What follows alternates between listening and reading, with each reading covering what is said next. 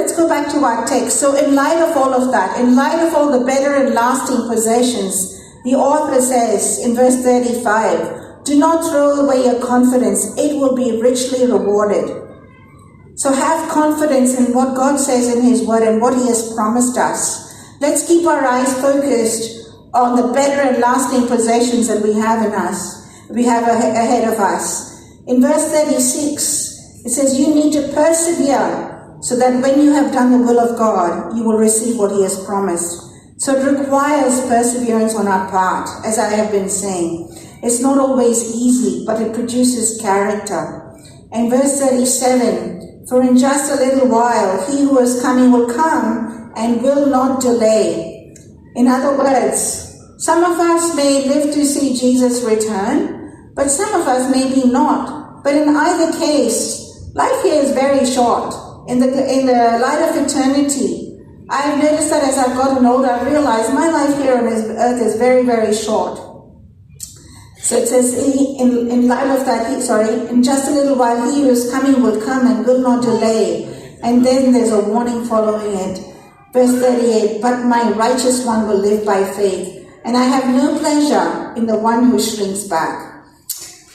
And that is a scary scripture for us. God does not take pleasure in us when we shrink back. But the writer of Hebrews continues, but we do not belong to those who shrink back and are destroyed, but to those who have faith and are saved. Faith is perseverance despite what we see. Faith is looking ahead to Jesus. It says, when we have faith in God, it says it pleases Him because we know that He exists and He exists to reward those who seek Him. So let's have faith in God. It's those who have faith and persevere to the end who are actually saved. I don't know about you, but that is a scary warning for each and every one of us. And the book of Hebrews actually has many warnings like that, which to me indicates that there may be some of us, and I hope none of us here, that may give up before the end.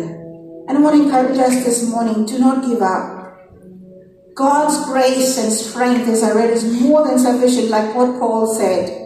When we undergo difficulties for the sake of the gospel, when we undergo hardships, persecution, ridicule, mocking, whatever it is, God's strength and grace will enable us to go through it, but we have to keep our eyes focused on Him, on the better and lasting possessions, because through Jesus, we do have something that is far better than what this world can offer.